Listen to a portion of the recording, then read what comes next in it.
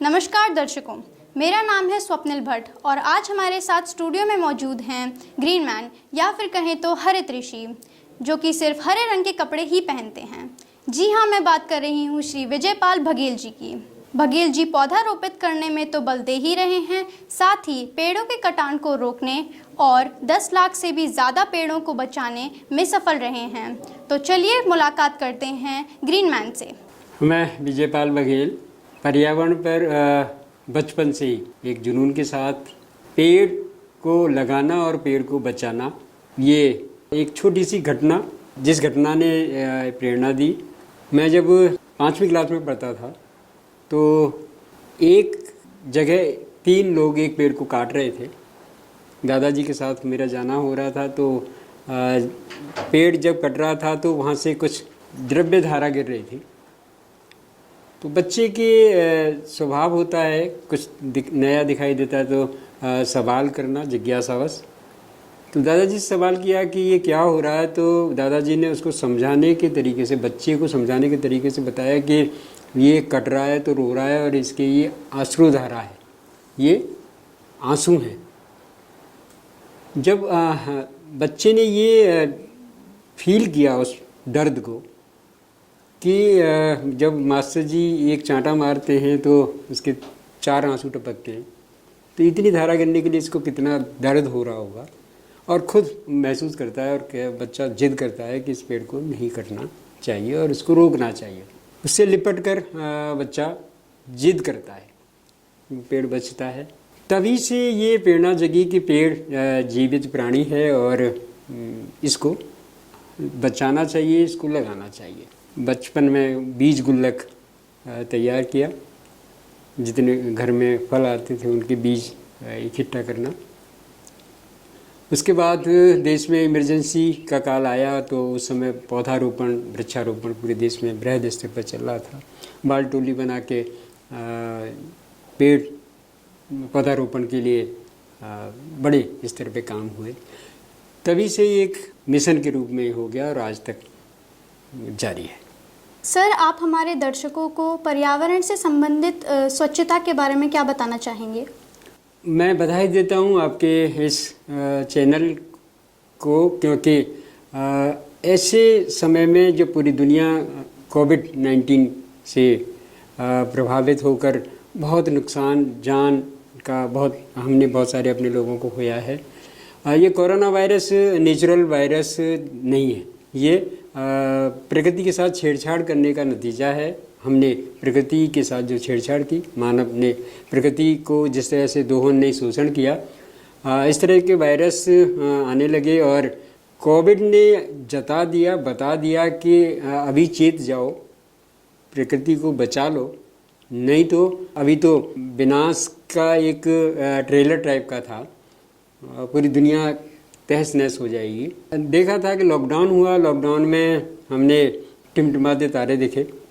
Lockdown में हमने गंगा, यमुना और जो नदियां हैं जो बहुत दिन से लग रहे थे, हम उनके निर्मल और अविरल प्रभाव के लिए वो हम नहीं कर पाए थे, बहुत सारा फंड खर्च करने के बावजूद। लेकिन लॉकडाउन ने ये बता दिया है कि इसको प्रदूषित करने वाला कौन है, क्योंकि एक ही मात्र प्राणी है मानव के नाम पे, जो मानव के रूप में हमारे सामने है, और वो लॉकडाउन हो गया, वो घर के अंदर कैद हो गया।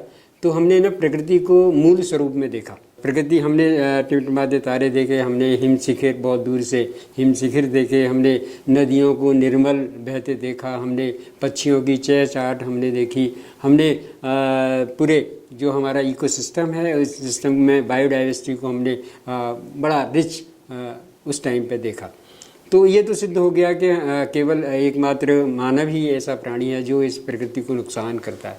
हमको जीने के लिए, अपने अस्तित्व को बचाए रखने के लिए जो सबसे ज़्यादा ज़रूरी है ऑक्सीजन, और ऑक्सीजन बनाने का कारखाना केवल पेड़ होता है। पेड़ कम हो रहे हैं तो हमारी सांस कम हो रही है। हमें इंतजाम करना है सांस को बचाने का, सांस को बनाने का, और हम ऑक्सीजन बनाने का कोई काम कर सकते हैं तो केवल वो पौधारोपण करके और उसको पेड़ों को बचा करके। पेड़ बहुत कम हो रहे हैं। और उस वजह से जो प्राकृतिक आपदाएं जो आ रही हैं वो उसका मुख्य कारण है। हमें ज़्यादा से ज़्यादा इस धरती माँ को हरियाली की चुनरी उड़ानी है, इसको पूरा हरित करना है, क्योंकि पर्यावरण संतुलन के लिए ज़रूरी है कि 1/3 यानी 33% भूभाग हरित होना चाहिए। हमारी सरकारें बहुत दिनों से लग रही हैं, लेकिन हम भारत का हरित क्षेत्र देखें तो मात्र हम 20-21% पे हैं, जो 1950 में 18 था।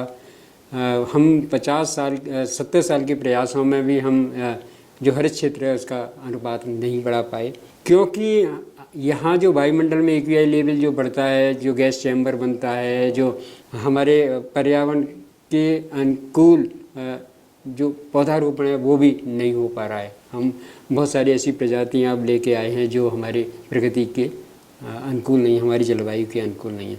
अभी हम देख रहे हैं कि बरसात हो जाती है, बरसात के समय में बरसात नहीं होती, जब गर्मी होनी चाहिए थी गर्मी नहीं होती, जब सर्दी होनी चाहिए सर्दी नहीं। जलवायु परिवर्तन की जो विश्वव्यापी समस्या है, इसके पीछे एकमात्र कारण है कि इस पृथ्वी का हरित क्षेत्र कम हुआ है, घट रहा है।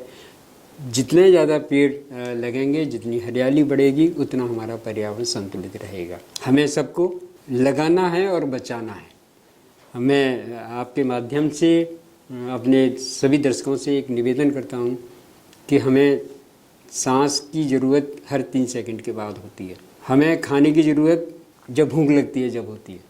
हमें पीने की ज़रूरत जब प्यास लगेगी जब हमें पीने की ज़रूरत होगी।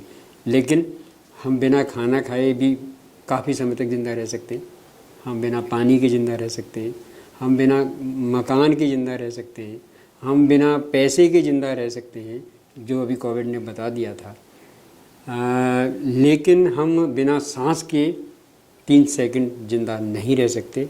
हम जिनके बिना ज़िंदा रहा जा सकता है उनके साधन जुटाने में हम दिन रात एक करते हैं, जिसके बिना ज़िंदा नहीं रहा जा सकता उसके बारे में चिंता नहीं करते हैं।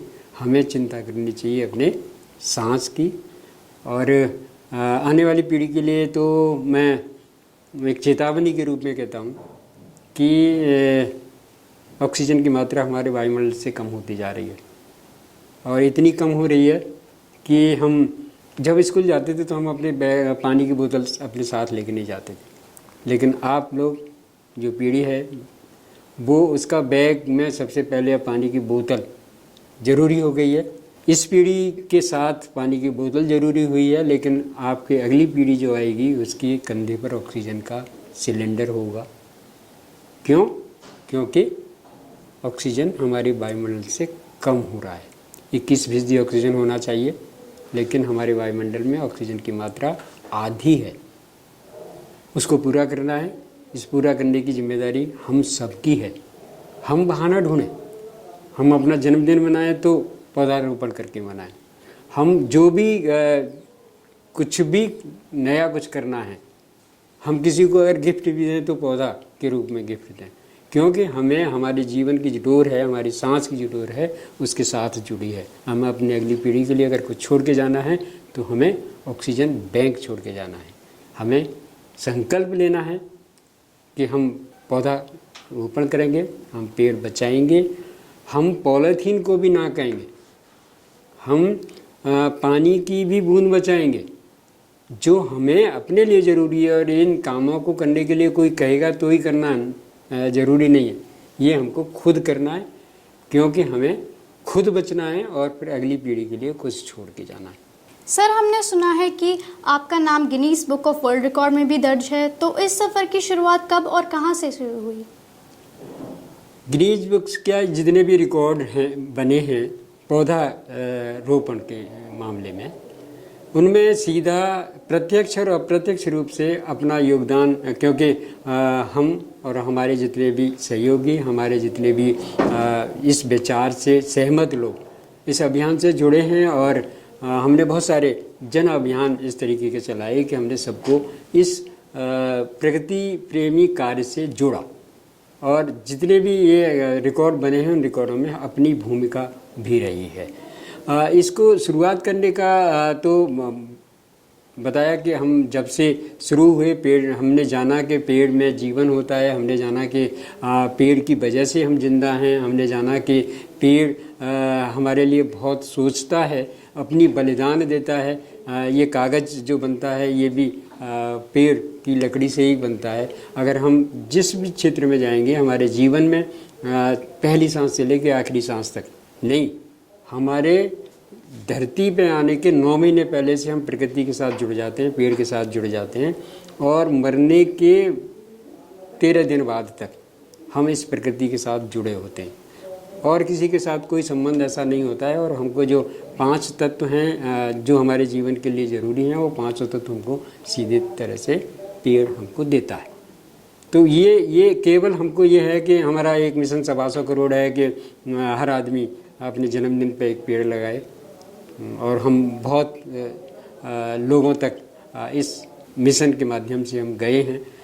हमने एक ग्रीन वॉल ऑफ इंडिया बनाने का एक UN को एक प्रस्ताव दिया था, वो कंसीडर हुआ तो भारत सरकार ने उसको एक्सेप्ट किया, और जो अभी पोरबंदर से लेके कुरुक्षेत्र तक हमने एक पदयात्रा भी किया था अभी लॉकडाउन से पहले।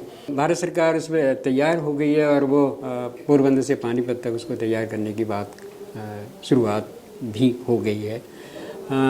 ये देश को हम कैसे इस पर्यावरणीय जो संकट आता है, अभी दिवाली आने वाली है, इस दिवाली पे AQI लेवल बहुत ज़्यादा बढ़ जाएगा, पूरा NCR गैस चैम्बर बन जाएगा, जीने लायक वातावरण नहीं रहेगा। तो उसका मेन जो रीज़न है वो वेस्टर्न डिस्टर्बेंस की वजह से होता है। PM 2.5 और PM 10 की जो मात्रा जब हमारे एटमॉस्फेयर में बढ़ती है, तो जब मॉइस्चर, जब ऋतु परिवर्तन होता है, जब सीजन चेंज होता है, अब सर्दियां जैसे होंगी तो वो स्मोक के रूप में यहाँ इकट्ठा हो जाती हैं, और वहाँ से ऑक्सीजन हट जाता है, और सांस लेने में और बहुत सारी बीमारियाँ होने में हमारे बुज़ुर्गों को, हमारे छोटे बच्चों को पहले भारत में पर्यावरण आपातकाल की, इन्वायरमेंटल इमरजेंसी की स्थिति जो बनती है,